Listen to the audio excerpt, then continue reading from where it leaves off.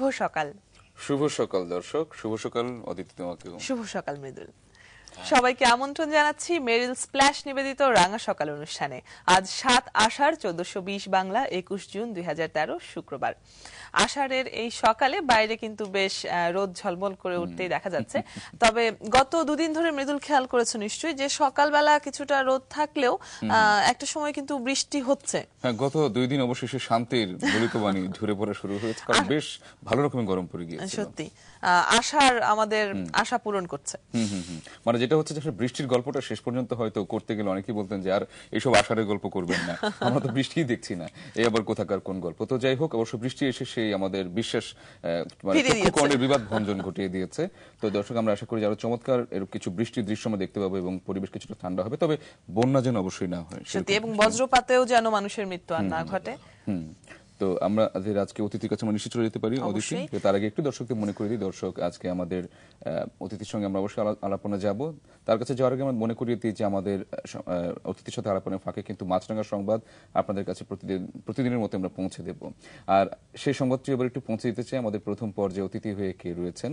আমাদের আজকে প্রথম পর্যায়ে অতিথি সৎকার সংগঠক এবং সাদা মনের মানুষ কানু দত্ত। তিনি রয়েছেন আজকে প্রথম ঘন্টায় আমাদের সঙ্গে। দর্শক, চলে যাই তার কাছে। আমি সকলকে শুভ সকাল। শুভ সকাল।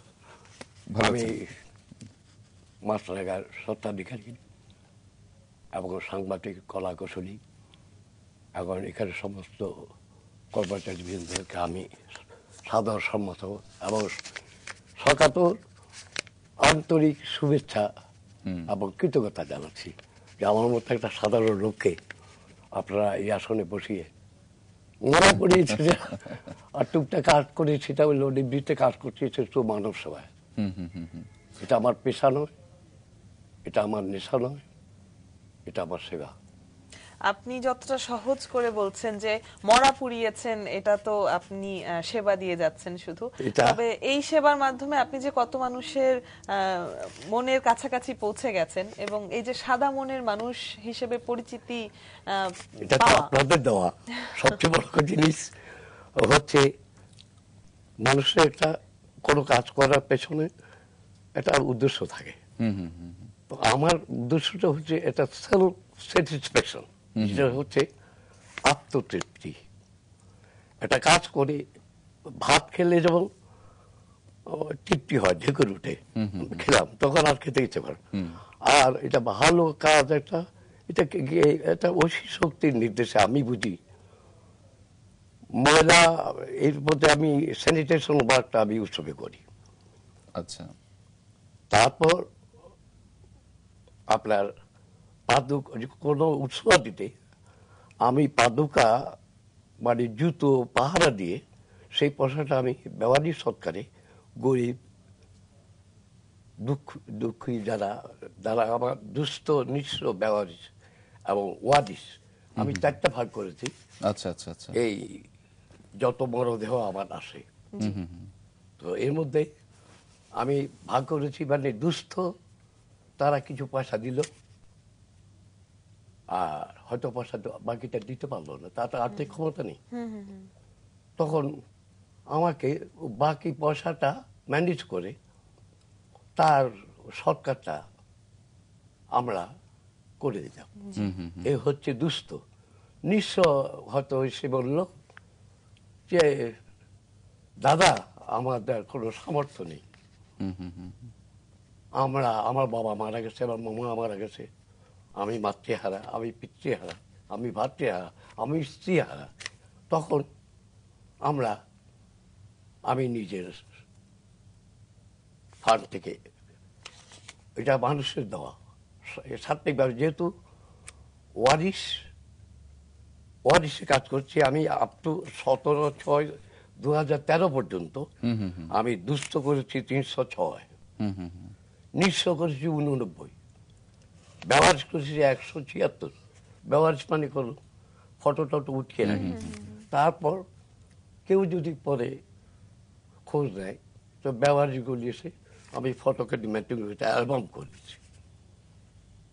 তো কি হয়েছে, হয়তো 2 মাস পর, 1 বছর পর হয়তো জানতে চাইল যে আমি ফটো দেখালাম, যে ফটোটা আপনার আত্মীয় কারো হয়, হয়তো কেউ বললো যে আমার বাবা, কেউ বলছে আমার মা, কেউ বলছে আমার স্ত্রী।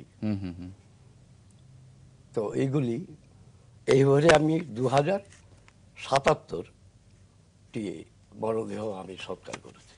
আচ্ছা, এখানে একটা বিশেষত্ব হলো আমি নিজ হাতে সৎকারটা করি। এটা কোনো আপনাদের আঞ্জুমান মফিজুল ইসলামের হয়তো আপনাদের যথেষ্ট টাকা আর্থিক সহায়তা, আমার কিন্তু পাবলিক পানি।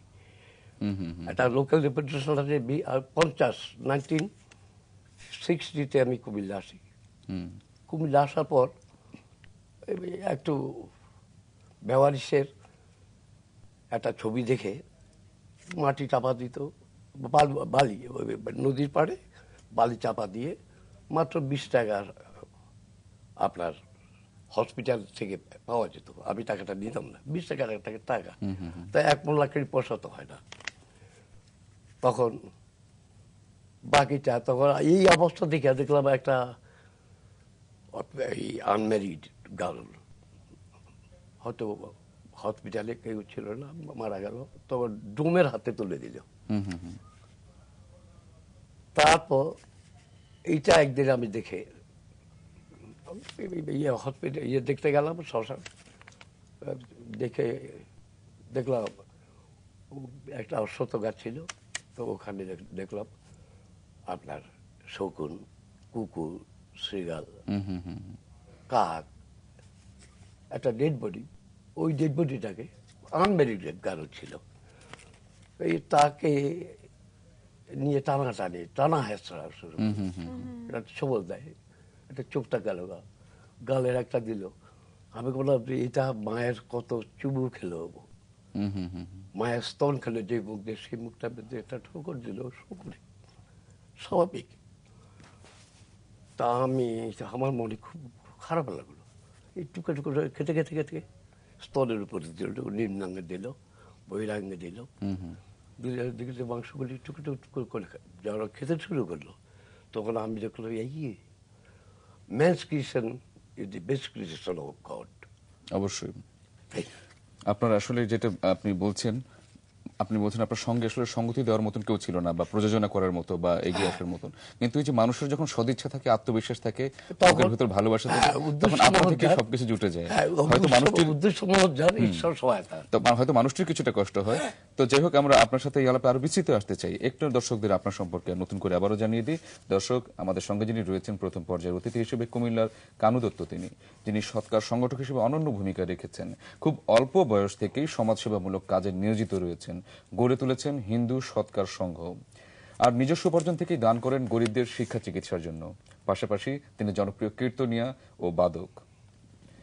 2006 সালে তিনি সাদা মনের মানুষ হিসেবে সম্মানিত হয়েছেন। সমাজসেবী কানু দত্ত সাদা মনের মানুষ হিসেবে পুরস্কারের যে অর্থ পান, তাও তিনি দান করে দেন গরিবদের মধ্যে। সাদা মনের মানুষ পুরস্কার ছাড়াও কাজের স্বীকৃতি স্বরূপ 1986 সালে Comilla foundation gold medal, Samajshree উপাধি এবং উষসী পদক পেয়েছেন তিনি। দর্শক, আমাদের প্রথম পর্যায়ের অতিথি তিনি। খুব চমৎকার আলাপ হচ্ছে তার সঙ্গে, আর অনেক কথাই শুনবো। তার আগে একটি ছোট্ট বিরতি নিতে চাই, তারপর আপনাদের আবারও ফিরিয়ে নিয়ে আসছি।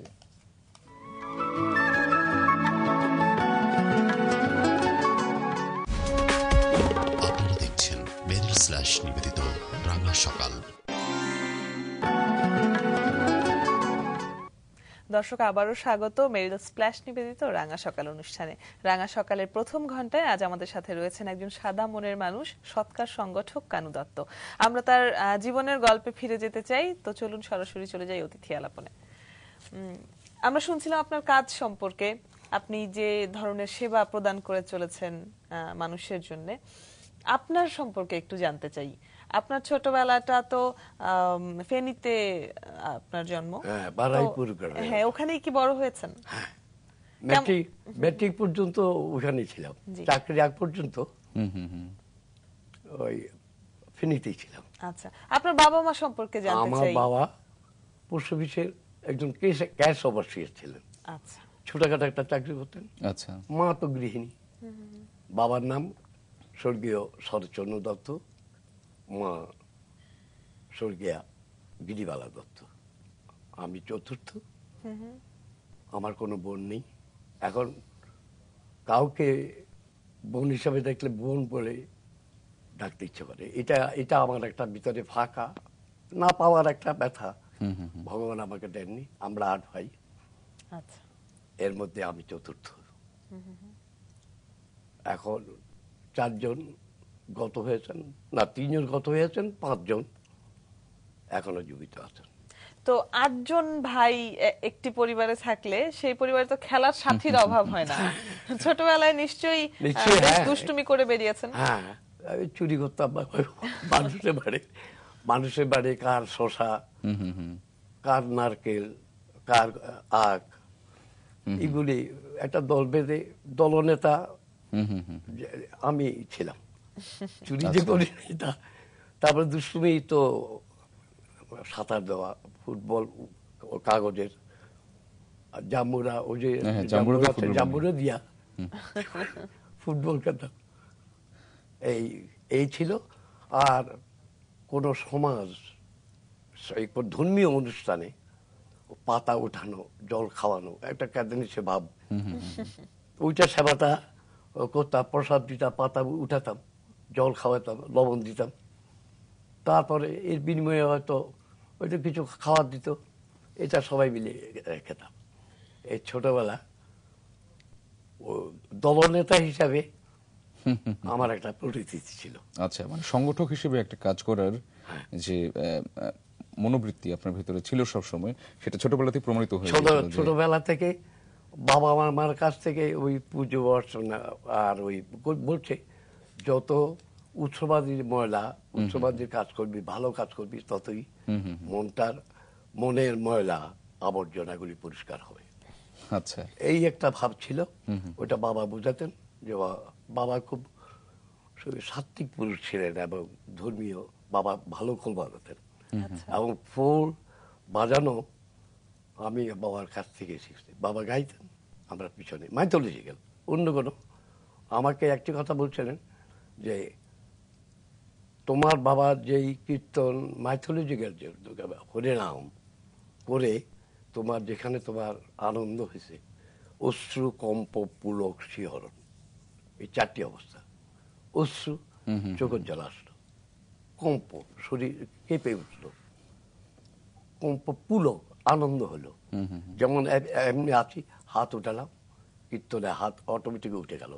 যেমন নমাজে বসে আল্লাহ আল্লাহু আকবার, উপর সিজদা দিল, অটোমেটিক্যালি তখন ধর্মের একটা ভাব ভিতরে অনুভূতি আসে, রোমাঞ্চ হয়, পুলক, শিহরণ জাগে, আপনি লোমগুলি দাঁড়িয়ে যায়। তাহলে আধ্যাত্মিক জগতের এই 4টি অবস্থা যখন হয়, তখন মানুষ এখন অন্য কিছু চিন্তা করতে পারে না। চিন্তা করার সুযোগ আছে না, সময়টা না। এই যে ছোটবেলা থেকেই মন্দিরে মন্দিরে আশ্রমে মন্দিরে মানুষের জুতো রাখতাম। তোমরা যাও, জুতোগুলি আপনার পাড়া দিই, এরপরে এই জুতোগুলি, কারণ জুতো খুলে মন্দিরে ঢোকা যায় না। আর প্রসাদ খেতে গেল আর কীর্তন শুনতে গেল, তার মন থাকে আমার জুতো স্বাভাবিক। আমি একজন জুতোটা আছে কি না সম্পূর্ণ ডেডিকেটেড হতে পারে না, মনটাকে সম্পূর্ণ দিতে পারে না কীর্তনে। ওই কতক্ষণ পর পরে জুতোটা আছে কিনা। যেমন এখনো আশ্রমে আমি উৎসবাদিতে যে ব্যবহারিষ্ট কাজটা করি, ব্যবহারিষ্ট, দুস্থ, নিঃস্ব এবং ব্যবহারিষ্ট, এই 4টি শ্মশানে আমি প্রচুর গাছ লাগিয়েছি। এবং একটা বলতে কি, আমাদের অ্যাডভোকেট গোলাম ফারুক সাহেব, উনি নাম করা প্লেয়ার, উনি আমাকে কানুদা বলে ডাকেন। তা আমি ওনাকে, আমার একটা জিনিস কি, প্রণামটা আমাদের হিন্দু ইয়েতে, আমি হিন্দু মুসলমান কোনো ভেদ হইতে, আমি পায়ে ধরে প্রণাম করি। আচ্ছা, অনেকে বলে যে আমরা, আমি বলছি যে প্রণাম তো মানুষ মানুষকে করে না, মনের ভিতরে যিনি আছেন, আত্মকবি ভগবান। এই যে রুটা চলে গেলে, আমি এখন কানুদত্ত, কিন্তু আমি যখন এই রুটা, যখন আমার নিঃশ্বাসটা চলে যাবে, তখন আমি লাশ হয়ে যাব। আর তাছাড়া বলেই তো যে প্রত্যেক মানুষের ভেতরে ঈশ্বর বাস করে। ঈশ্বর তো তারা আমরা আপনার এই যে জীবন দর্শন সহজ করে বলছেন আপনি আমাদের সাথে, আমাদের দর্শকদের নিশ্চয়ই ভীষণ ভালো লাগছে। আমরা এই গল্পগুলো আরো বিস্তারিত জানতে চাই। একটু ছোট্ট বিরতি থেকে ফিরি। আমরা ছোট্ট একটি বিরতি নিচ্ছি, ফিরবো একটু পরে। আমাদের সাথেই থাকবেন আশা করছি। দর্শক, আবারও আমন্ত্রণ মেরিল স্প্ল্যাশ নিবেদিত রাঙা সকালে। আর আজকে শুক্রবারের সকালে বন্ধের দিনে খুব চমৎকার একটা আবহাওয়া তৈরি হয়েছে আমাদের রাঙা সকালের স্টুডিওতে। আমরা পেয়েছি একজন সাদা মনের মানুষকে, যার নাম কানু দত্ত। আমরা ফিরছি তার কাছে, আবারও শুনছি তার জীবনের গল্পগুলো। স্যার, আমরা চলে আসি যে একটি জীবনের একটি দৃশ্যের কথা আপনাকে মনে করিয়ে দিতে চাই। সেই বহু বছর আগে কলকাতার নিমতলির ঘাটে, যেখানে মৃতদেহ সৎকার করা হয়, একজন তরুণ খোল করতাল বাজিয়ে গান করছেন। সেই তরুণটি ছিলেন আপনি। কি করে এই বাংলাদেশের একটি ছেলে জীবনের প্রতিটি পর্যায়ে অতিক্রম করে একে একে সেইখানে চলে গেল, আমরা একটু সেই কথাটা শুনি এখানে। নিমতলা শ্মশান ঘাটে মরা বলছে যে যদি ভালো মনটাকে সুন্দর রাখতে চাও তাহলে তুমি সৎকার এবং যে কবর দেয় তখন ওই সময়টা তুমি থেকো, তখন তোমার চিন্তা অটোমেটিক আসবে আমাকেও একদিন এই অবস্থায় আসতে হবে। আচ্ছা, মনটা ভালো জায়গায় গেলে মনটা শ্মশানে চলছে অটোমেটিক্যালি। এই হাত সেলুকাস আলেকজান্ডার ওটা বলছিল যে সেলুকাস তোমার একটা আমার একটা অনুরোধ আছে। তো বলছে সারা জীবন প্রমাণ করলেন, কিন্তু আজকে আপনি অনুরোধ করলেন কেন? বলে একটা অনুরোধ আছে যে আমার মৃত্যুর পর কফিনের ভিতরে আমার বডি থাকবে, কিন্তু হাত দুখানা বাইরে থাকবে। বাইরে থাকবে। তো বলছে তার অর্থ যে মানুষ দেখুক যে আমি অর্থের মোহে, নারীর মোহে, প্রতিষ্ঠার মোহে আমি কত দেশ জয় করেছি, কত লোক ক্ষয় করেছি, কত জীবন আমি নিয়েছি, কিন্তু যাওয়ার সময় কিছুই নিয়ে গেল না, খালি হাত। এবার সত্যি তো এত হাজার মরা আমার উপর দিয়ে গেল, খালি হাতে কিছু তো নেই। কাপড়টা একটু সাধারণ দেয়, আমরা পরাই, শুধু ল্যাংটা একটা শ্মশানে উঠিয়ে দেওয়া, মাটিতে দেওয়া, কবর দেওয়া, যাই বলুন, এইটার জন্য একটা সিস্টেম হচ্ছে তা কাপড়টাকে সরিয়ে দিয়ে বড়ি দেওয়া। কিন্তু কাপড়টা তো পচেই গেল। যখন এসছি তখন তো আমাকে কাপড়, ভগবান আমাকে একটা কাপড় দেননি ল্যাংটা। যাওয়ার সময় এসেছি ল্যাংটা, যাব ঠিক সেই ভগবানের কাছে ফিরে যেতে হবে। যেমন আমাদের our life is just like a নিন, সরাইখানার মতো এই যাচ্ছে, আবার শ্রীলঙ্কাটা পেলে হচ্ছে, এই হচ্ছে এই আসা যাওয়ার ভিতরে কেউ চিরস্থায়ী না যে আমি অমর হয়ে এসেছি। আচ্ছা, আমরা আপনার যে কথাগুলো শুনছি, আমরা দেখতে পাচ্ছি যে আসলে আপনার ভেতরে এমন একজন মানুষ লুকিয়ে আছেন যিনি শুধু পর্যবেক্ষণ, মানে শুধু পর্যবেক্ষণ বলবো না, জীবনে অনেক ধরনের অভিজ্ঞতা এবং অনেক বইপত্র ঘেটে যেসব সমস্ত একটা অভিজ্ঞতা উঠে আসে তার ছাপ আমরা দেখতে পাই প্রতি মুহূর্তে। কিন্তু আপনি খুব বেশি লেখাপড়ার সুযোগ পাননি জীবনের নানা রকম। ওই অর্থাভাবে আমি পারি নাই। সেই যেহেতু আমরা 8 ভাই, তো ছোট যোগীগুলি 4টি ভাইকে আমি ছোট পোস্ট অফিসে চাকরি করি, ওদেরকে আমি খরচ, এই মধ্যবিত্ত মানে অসচ্ছল পরিবার, মানে আমার বাবা তেমনি পয়সাটা তখনকার, যদিও আমি প্রথম চাকরি করি 96 টাকা মাইনে পাইছি 1953। আচ্ছা, তখন জিনিসপত্রের দাম কম ছিল, তবুও আমার 2-4-5 টাকা থাকতো। এক স্যান্ডেল পরে, কাঠের স্যান্ডেল পরে, আর একটা পাজামা, দেখেন আমার এই পোশাক এখনো, ওই কাঠের স্যান্ডেল পরে আমি খরম জাতীয় স্যান্ডেল, হ্যাঁ স্যান্ডেল, ওই যে পেটি দেওয়া, ওই খরম, ওই খরম ছিল আগের দিনে, তো খরম ছিল বইলা এরকম বলেছে। আর ওই আপনার এখন তারপরে হলো প্লেট দেওয়া, ফিতা দেওয়া, এরকম এখন আমারও ঘরে আছে। ওই খরমজোড়া আবির্ভাব। আমরা ছোটবেলায় যেরকম খরম দেখেছি আমাদের কি বলা যায় যে আমাদের পূর্বপুরুষদের। পূর্বপুরুষ মানে কি বাবা দাদারাও পড়তেন, কিন্তু এই যে কাঠের খরম ওই একটাই মাত্র আমার সামনে একটা ছোট বোতামের মতন আছে, ওইটাই বাবুর মধ্যে চাপ দিয়ে কি করে যে হাঁটতেন সে এক আশ্চর্য। আমি অনেক চেষ্টা করে দেখেছি, এটা হাঁটা যায় না। তো এরকম কষ্ট করে অনেক কাজের মধ্যে খরম পড়াটাও খুব কষ্টের। আমরা এরকম আরো আলাপ করতে চাই। আমরা স্যার একটু আমরা চলে যাই আমাদের নিউজ স্টুডিওতে, একটু সংবাদ নিয়ে ফিরে আসি দেশের। দর্শক আমাদের নিউজ স্টুডিওতে অপেক্ষা করছে রাশেদুল, আমরা তার কাছে চলে যাব মাছরাঙ্গার সংবাদ নিতে, তারপর আমরা আবারও এমনই গল্পে ফিরে আসবো অতিথির কাছে। রাশেদুল। ধন্যবাদ মৃদুল। ধন্যবাদ। সুপ্রভাত। সুপ্রভাত আপনাকে। সবাইকে শুভেচ্ছা জানিয়ে দেশের সংবাদে আমন্ত্রণ জানাচ্ছি রাশেদুর রহমান। প্রধানমন্ত্রী শেখ হাসিনা বলেছেন, বিএনপি আমলের ভোট কারচুপির কারণেই তত্ত্বাবধায়ক ব্যবস্থার দাবি করেছিল আওয়ামী লীগ। বর্তমান সরকারের অধীনে 4 সিটি কর্পোরেশন নির্বাচন সুষ্ঠু হওয়ার পর প্রমাণ হয়েছে এখন আর এর প্রয়োজন নেই। ধন্যবাদ রাশেদ। ধন্যবাদ অদিতি। দর্শক, আমরা ফিরে এলাম মেরিল স্প্ল্যাশ নিবেদিত রাঙা সকাল অনুষ্ঠানে। আর আজকে আমাদের সাথে সকাল থেকেই রয়েছেন সৎকার সংগঠক ও সাদা মনের মানুষ কানু দত্ত।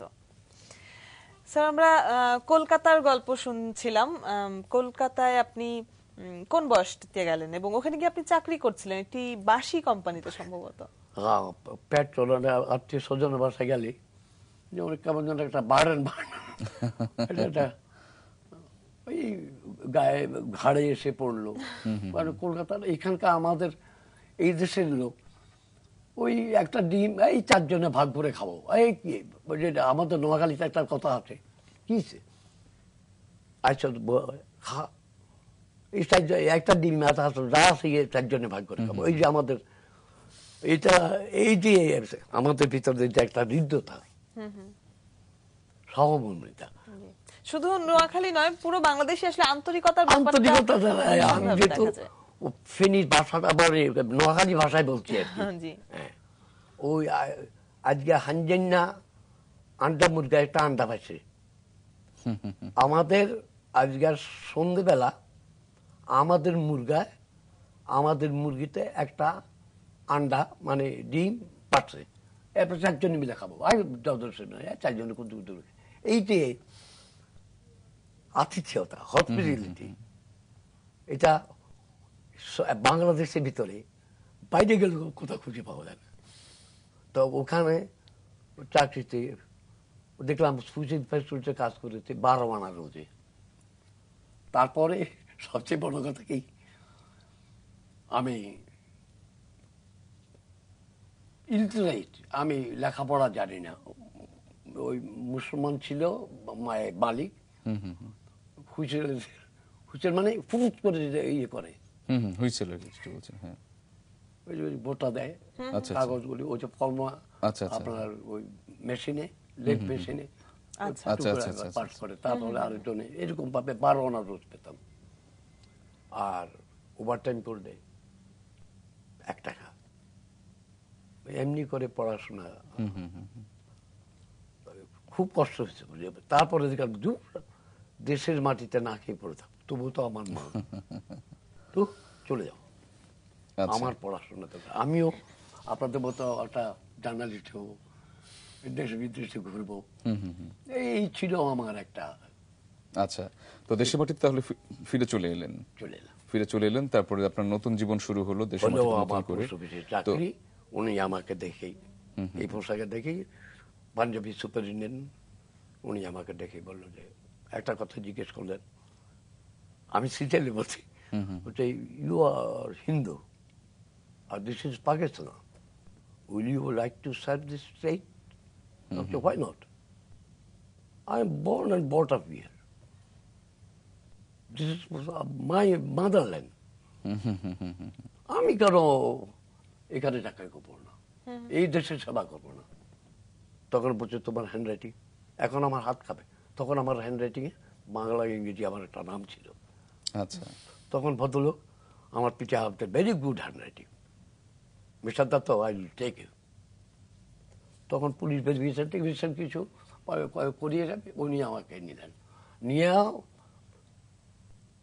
ফেনী পোস্ট অফিসে করার পর 1960 সালে উনি আবার ইন্সপেকশনে গেলেন। উনি আমাকে দেখে বলছেন, মিস্টার দত্ত, আমি হিন্দু বলে ওই কিছু কিছু ট্রেজারিতে যে কাজ করার এক অবস্থা বা গাউটে কাজ করার, ওদের জন্য কিছু এটা পয়সা দিতে হতো। তো ওইগুলি আমি নিতাম না, আমাকে দিত না। তখন এই বলছিল যে এখানে আবার হিন্দু মুসলমানের ভেদাভেদ কেন? উনিও পোস্টাল সার্ভিস করছেন, আপনিও করছেন, এখানে হিন্দু মুসলমানের ভেদাভেদ কেন? বলে আই উইল টেক আমি নিয়ে যাচ্ছি তাকে ওনার অফিসে। তখন পোস্টাল সুপারিনটেন্ডেন্ট অফিসে আমাকে ক্লার্কে ওখানে একটা ইয়ে দিলেন এস্টাবলিশমেন্টে। উনি আর নিজেতে আমাকে একটা ছেলে, ওনার একটা ছেলে ছিল, একটা ছেলে একটা মেয়ে। ওরা আমার খুব নেওয়াটা ছিল, এই আমার কাছাকাছি করতো। তো আমি তো ভেজিটেরিয়ান, নিরামিষ খেতাম, মাছ মাংস আমার 79 চলছে, কিন্তু মাছ মাংস ওটা কেন জানি না, বুঝে বলে ভগবান আমাকে উঠিয়ে নিলেন।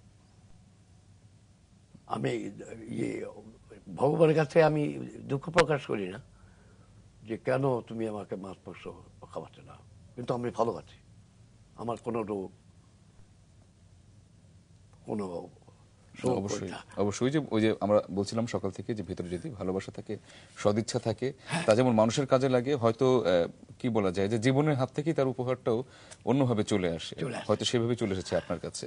আমরা একটু শুনি যে এই যে আপনি আপনার যে কাজের বিষয়টি নিয়ে আমরা আলাপ করছিলাম যে সব দেহ সৎকার, তো এইটির সাথে আপনি যখন বলছিলেন যে ওই যে আপনি শুরুর দিকেই গল্প করছিলেন, তো আমরা একটু সময়টা জানতে চাই যে যখন জড়িয়ে পড়লেন তখন কি পরিমাণে মানুষের কাছ থেকে যেমন সহযোগিতা পেয়েছেন, হয়তো অনেক ক্ষেত্রে আবার বাধাও পেয়েছেন, আপনার সেই সময়কে গল্পটা এখন আরেকটু বিস্তারিত আকারে শুনি। তো বাধা কিন্তু পাইনি, কারণ আমার 73 বিয়ে করেছি আমি 1973-তে, চাকরি নিয়েছি আমি 1953-তে। আচ্ছা আচ্ছা। তাহলে বিয়ের চাকরির কত বছর পর আমি 20 বছর পর 20 বছর পর আমাদের ইয়ে ছিল ভদ্রমহিলা আমার রেণুকণা, আগে ওনারা দত্ত চৌধুরী ছিলেন, এখন আমার সঙ্গে আইসা দত্ত হয়ে গেলেন। এই ভদ্রমহিলার একটা অশেষ অবদান। এই ভদ্রমহিলা বলছে ওনার কাজ উনি করবেন, উনি মদ খাবেন না, গাঁজা খাবেন না, আর ময়লা পড়বেন, স্যানিটাইজার প্রায় ময়লা ফেলবেন। তো এইটা তো ভালো কাজ, এটাতে আমি বাধা দিই। ওনার যদি আমার সাংসারিক জীবনে যদি উনি আমাকে বাধা দিতেন তাহলে আমার পক্ষে সম্ভব হতো না। অবশ্যই পরিবারের একটা সাপোর্ট তো থাকতে হয়। নিশ্চয়ই কিটপিট এই করলে এতক্ষণে আমি রাত 2টার সময় বাসায় আসলে উনি বলতেন না, ওইটা ভাবতেন যে আমি নেশা করে বা অন্য কোনো রাস্তায় ঘুরে অন্য কোনো পথে আমি খারাপ কোনো কাজ করে এসেছি, এইটার জন্য আমি ওর কাছে কৃতজ্ঞ। আস্থার এই জায়গাটা আসলে অর্জন করারও ব্যাপার থাকে, সদ্গুণ দিয়েই সেটা অর্জন করা। হ্যাঁ, উনি আমাকে বুঝতে পারছেন যে আমি কখনো খারাপ পথে চলিনি বা খারাপ নেশা করি, তাই জন্য উনি আমাকে ওই 2টার সময় আসলেও তিনি আমাকে আপ্যায়ন করেছে, আমাকে খাওয়া দাওয়া করে বিছানাপত্র রেডি করে আমাকে, এই জন্য আমি কৃতজ্ঞ যে এইটা বোধ হয় ভগবান, একটা কথা আছে জন্ম মৃত্যু বিবাহ ভবিতব্য জানিবেন, অর্থাৎ এটা ভগবান সৃষ্টি করে রেখেছেন আমার সঙ্গে ওর গাছ ছড়াবে। ঠাকুরের কোনো বড় বড় সাধকের জীবনে, যেমন শ্রীরামকৃষ্ণ, আপনি তো বুঝবেন, সারদা দেবী ঠিক ছিল, তো বলছে তোমরা বাইরে বা কোথা ঘুরছো, ওইখানে গিয়ে খুঁটের সঙ্গে মাথা আছে, অর্থাৎ আমার স্ত্রী ওখানে, এবং স্ত্রীকে উনি মা বলে ডাকলেন। আমি মানুষকে, নারীকে প্রণাম করি এর জন্য, এটা প্রণাম করি এর জন্য। দেখো, একটা বীজ আর একটা ভূমি, বাবা বা মায়ের মিলনে বাবা দিলেন 1 ফোঁটা বিন্দু, মা 10 মাস 10 দিন এটাকে ধারণ করে নেন। আমার কথাটা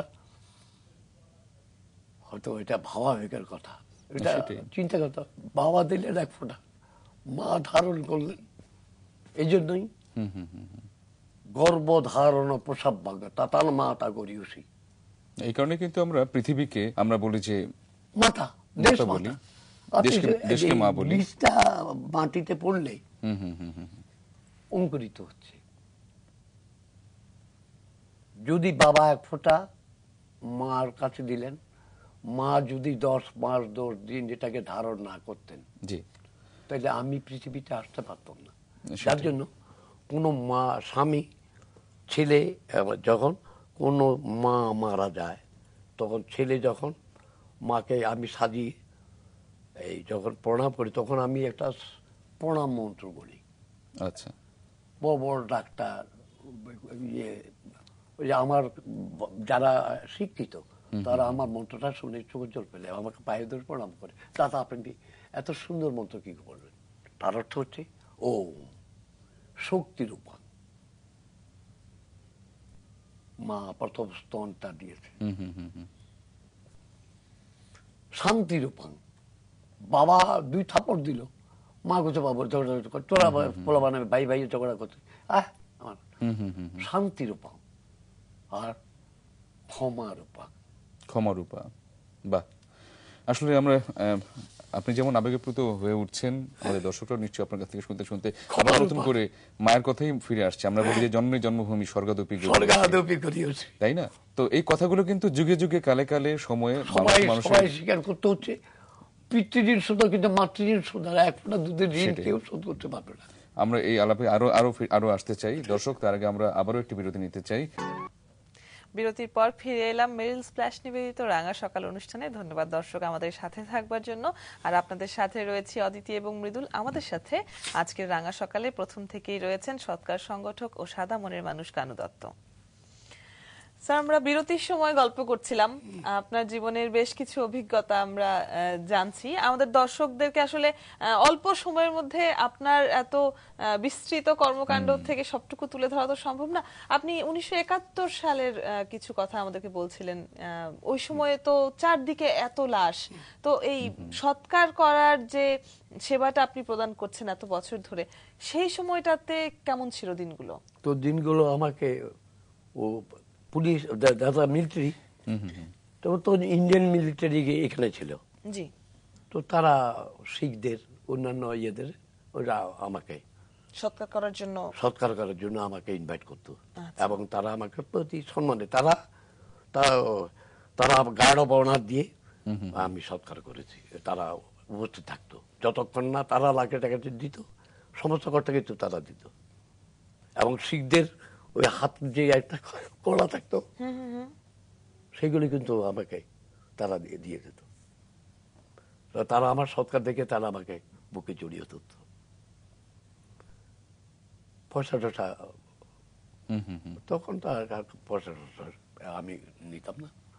তো তারা আমাকে বিস্কিট টিস্কিট তখন অফার করতো। আমি থেকে বলে বলছো না, আমি পোস্ট অফিসকে তারা শ্রদ্ধা করতো আমাকে। এই জন্য আমার সঙ্গে কিছু ছেলেমেয়েরা ছিল যারা এই পথে আমি তাদেরকে টানছি। দেখ, ভালো কাজ, ভালোটা ভালোটা অভালো এটা বলো না।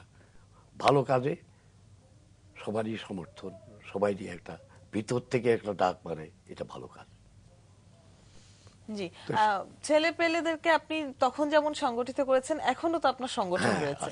আছে, এখনো কলেজ স্টুডেন্ট আছে যারা স্কুল কলেজ থেকে আসে খাইয়েই দৌড় দেয় আমার কাছে। এই 1 ঘন্টা কাজ করলো, আগে দিল একটা লাখে, আগে দিল একটা 2 বালতি জল দিল, মোরা ধোয়াইলো। আমি বলছি দেখি একটা পেন্সিলে, যখন তাদেরকে আমি বুঝাই যে একটা পেন্সিলে কালি নেই, কালি ফুরিয়ে গেল, তখন ফেলে দিল। আর মরার এইটা ঠিক ডেড বডিটা যে মাত্র এটা তার নিঃশ্বাস প্রশ্বাসটা চলে গেল, তখন কানু দত্ত, আমি আজকে কানুদা তোমার দাদু বলছো, কিন্তু আমি যখন মরে যাব তখন বলছো যে কে যায়, কানু দত্ত লাশ যায়, আমি হয়ে যাবো লয়াকার তালি বসো। চিন্তা করুন, তখন আমাকে মাথায় খাতে করে নি, আবার অনেকে দেখি ব্যবহারিকগুলি পায়ের তলায় রিক্সা করে পায়ে চাপা দিয়ে পাদের মধ্যে ধরে নিয়ে যায়, আমার কাছে নিয়ে যায়, ধরে নামাইতে হয়। তারপরে তাদের অবস্থা দেখে এগুলিকে পরিষ্কার পরিচ্ছন্ন হতে, তখন লজ্জা ঘৃণা ভয় তিন থাকতে নয়। রাইট, আপনি তো বলে ফেলছেন, তিন থাকতে নয়, এই তিনটার উপরে উর্ধে বলে তুমি ভালো কাজে যেতে পারো। ছেলেমেয়েদের আমি বুঝি, আর এটা তোমার থাকবে, এই ভালো কাজ, এটার জন্য তোমার আর্থিক উন্নতি, তোমার সংসারের শান্তি, সুখ শান্তি, একটা উপরওয়ালা একটা আশীর্বাদ। আপনারা আরো বেশ কিছু উদ্যোগ নিয়েছেন, যেমন বেওয়ারিশ মরদেহ যেগুলো পাওয়া যায়, অনেকের ক্ষেত্রে আপনি এই কাজটি সবসময় চেষ্টা করেছেন যে ছবি তুলে রাখার ক্ষেত্রে, যে যদি কখনো তার আত্মীয় স্বজন সে শনাক্ত করতে পারে।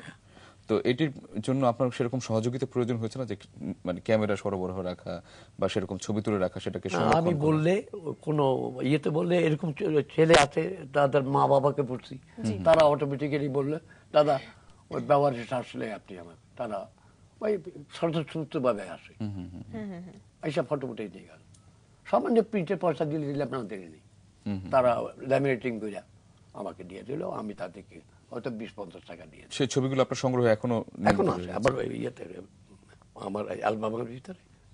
মানে যদি এমন হয় যে 5 বছর 10 বছর পরে যদি কেউ আত্মীয় স্বজনকে খুঁজতে আসে, আবার অনেকে এসে বললো যে আমার দুঃখ নেই যে আপনার মতো লোকের হাতে এই শ্মশানে তার সৎকার হয়েছে, তারা দুপাটি দিয়ে গেল আমার কাছে কিছু কৃতজ্ঞতা। আমি কৃতজ্ঞতা ভগবানের কাছে বল, এটাকে আমি করছি না, আমাকে দিয়ে কেউ করিয়েছে।